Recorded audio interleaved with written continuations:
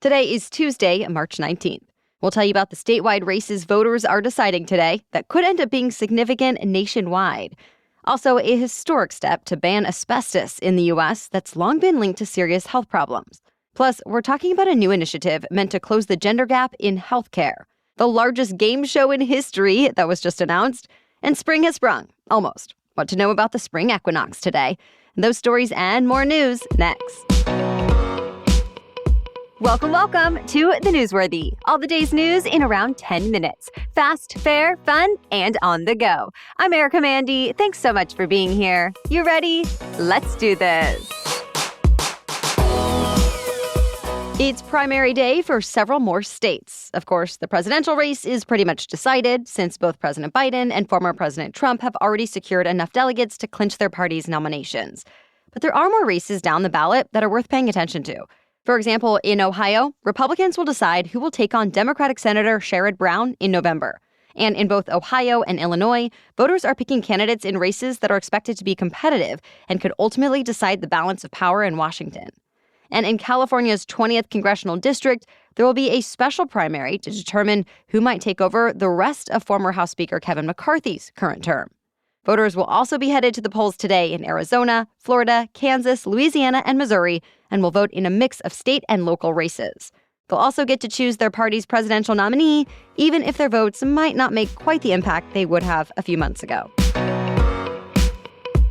The Environmental Protection Agency, or EPA, has now officially banned the last kind of asbestos that's still being used in the U.S. Chrysotile asbestos, also known as white asbestos, will no longer be able to be used, manufactured, or imported into the U.S. It's used in roofing materials, textiles, and cement, as well as automotive parts, chlorine bleach, and more. But it's been linked to lung cancer and mesothelioma. This now finalized rule bans imports right away, but it does allow up to 12 years for companies to phase out the use of asbestos in manufacturing, depending on the facility.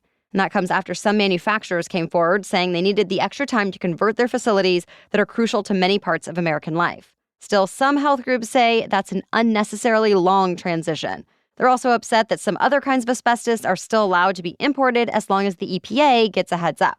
Either way, this marks the first time since 1989 the federal government has moved to significantly restrict the toxic material. White asbestos specifically has already been banned in nearly 60 other countries.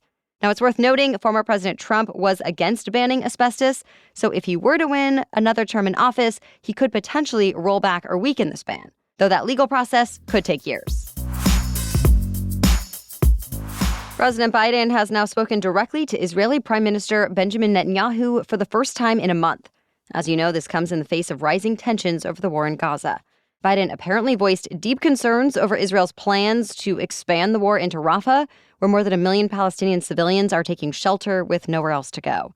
Netanyahu has said he has already approved plans for a Rafah operation to destroy Hamas battalions there. But on the call, Netanyahu did agree to send a senior delegation of military leaders to Washington, D.C. to discuss an alternative strategy.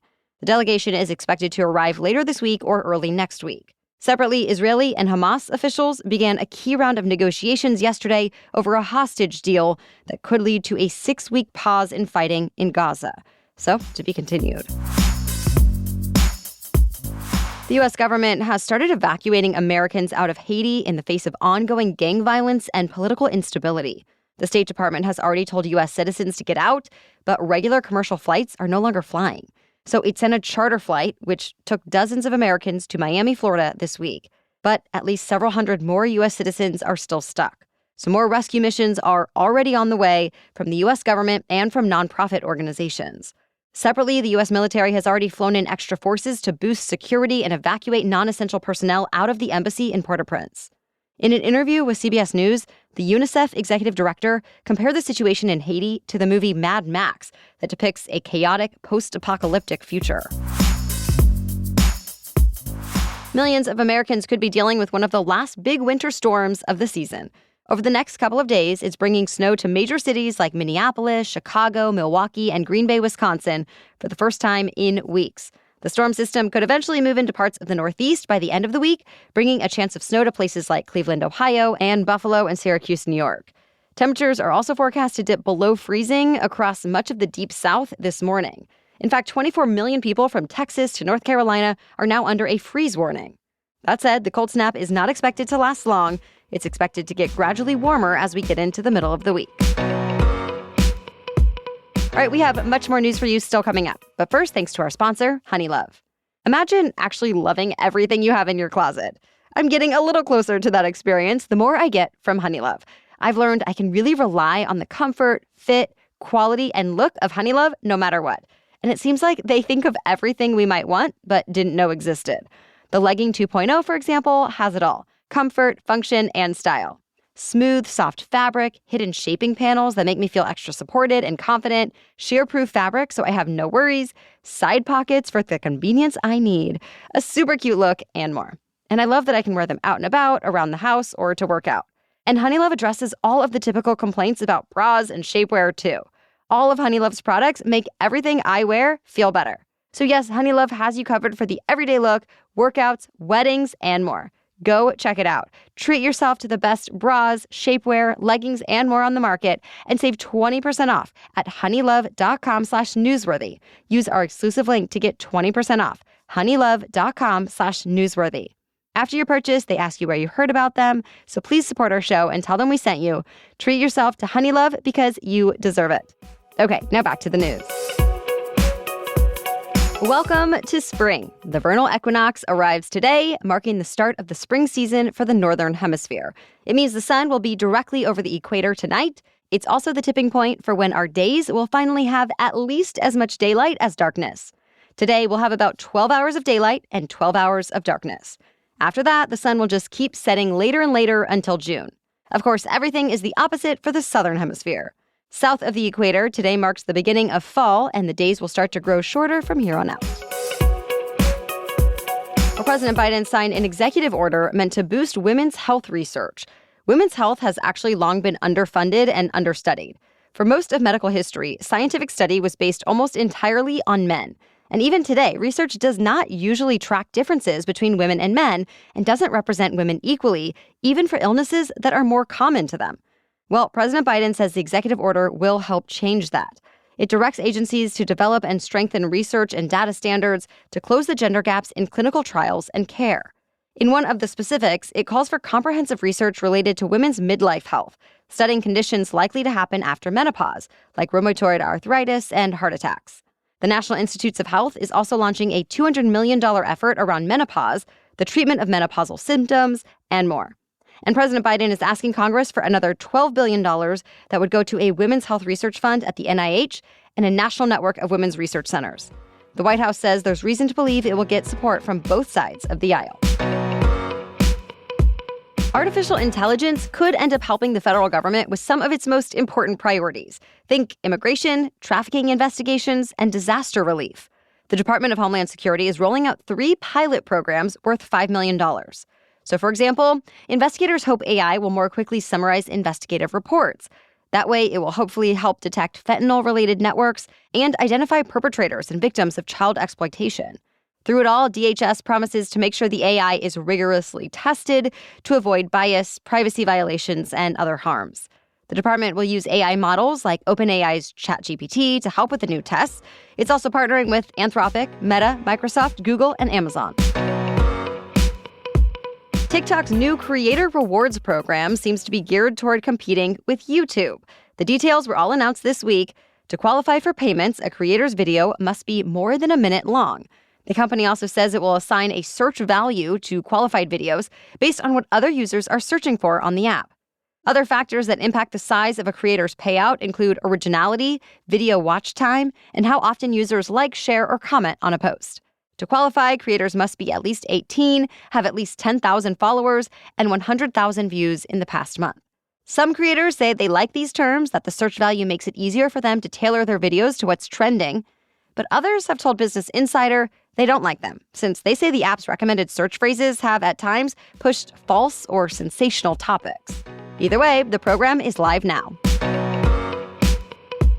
A popular YouTube series from an influencer known as Mr. Beast is now being turned into a bona fide game show. Beast Games was ordered to series by Amazon Prime Video this week. It will pit 1,000 contestants against each other in contests similar to Mr. Beast's YouTube challenges. and it will offer the winner $5 million in cash. That's the largest single prize of any television show in history. In case you're not familiar, Mr. Beast's real name is Jimmy Donaldson.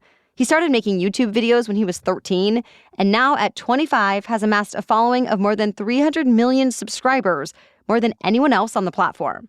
He's known for stunts like being buried alive for 50 hours and for combining internet shows with a charitable aspect, like rescuing 1,000 abandoned dogs. Forbes estimates him to have a net worth of $500 million.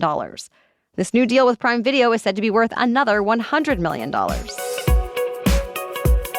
That's it for the main news today, so now it's time for Trivia Tuesday, when we ask a different trivia question every week. But first, this episode is sponsored by BetterHelp. Do you ever wish you had more time? I'm guessing for most of us, the answer is yes. And yet, the question is, what would you do if your time was unlimited? The best way to squeeze in those special things into your schedule is to actually know what's most important to you. Therapy can help you identify the things that matter and give you strategies to find that extra time in your life so you can do more of the things that fill your cup the most. And I can tell you from personal experience, this has a ripple effect across all aspects of your life. It's helped me feel like the best version of myself more often. If you're thinking of starting therapy, give BetterHelp a try. Just fill out a brief questionnaire to get matched with a licensed therapist, and you can switch therapists at any time for no additional charge. It's entirely online, so it's really convenient too.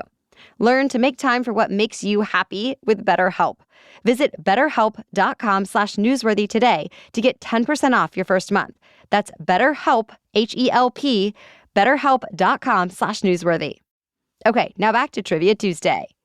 Today's trivia question is, in a quest to replace rubber, James Wright accidentally invented what toy? You can play along with us in our weekly roundup email that comes out each Friday.